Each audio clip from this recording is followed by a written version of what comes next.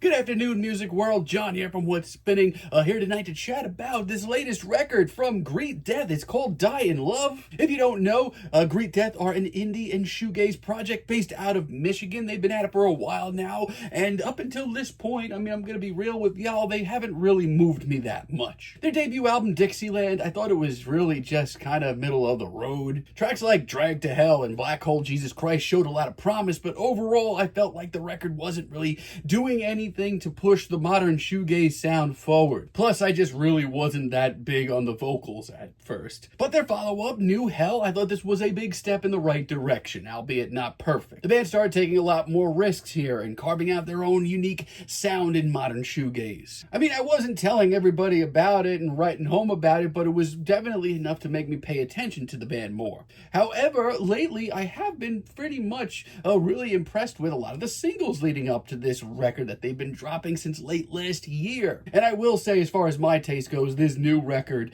is easily the best Greet Death record. Really do love this album's intro, Die in Love. It's a much bulkier and gnarlier sound from the band, albeit not too heavy. And it's paired along production that I can only say is light years beyond what they've worked with in the past. It's meditative, it's colorful, it's deeply human as well, and it does a great job of setting the stage for this record. Same but different now, this one dropped late last year in October, and ever since, I thought it was a really solid rock single all around. And it remains one of the biggest risks that I've ever heard out of the band, and I still love it. This one just locks in on a very gloomy, sorrowful groove and let it ride over 5 minutes, all culminating in a very explosive finale. Country Girl follows it up with something that's a little bit more somber yet psychedelic, another really solid single from this record. Sure, it's a little sappy, but it is absolutely laser focused on these hypnotic rhythms they're working with. Not only that, but it packs much more of a lyrical punch than I can remember from the last two albums that they've put out. Once again, they're doing a great job of really carving out their own sound in modern shoegaze. Red Rocket brings in a little bit more grit as well as some more somber vocals as well. All that soaring over mesmerizing riffs that just shows that Greet Death sound, honestly, at least from my ears,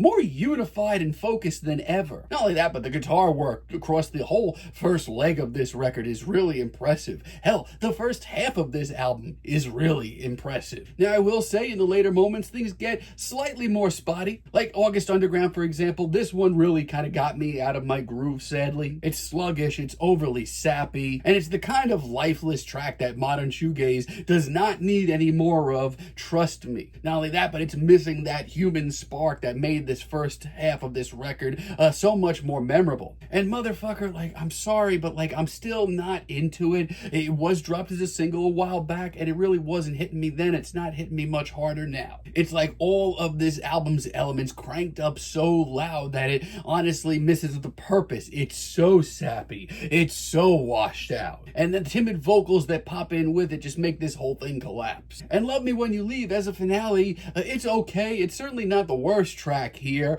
It's very stripped down. It's the most hushed track of the bunch by far. It's pleasant and I do like how tragic it is, but it still could have been a lot more. It doesn't leave me on this wow moment that I was hoping that we would be left on. But outside of that, this is just some very solid, overly solid modern shoegaze, and we need more of that. Emptiness is Everywhere is just gorgeous, honestly. The guitar tones here, my god, they absolutely melt, and I just love how hushed these verses are, all just culminating in this big glorious chorus. It's great. The chorus honestly just feels anthemic as well, in its own very gloomy, tragic way. There's just such a sincerity to this track, and tracks like this on this record that I can't say no to. And Small Town Cemetery might be the gloomiest cut here, but it's so overly haunted that I can't help but get lost in it. It's stripped down, and I do really love the eerie harmonies, and despite it being less than 3 minutes, one of the shortest cuts here, it really does leave a lasting impression. Most of this record does. Honestly, a lot of this album just shows Greet Death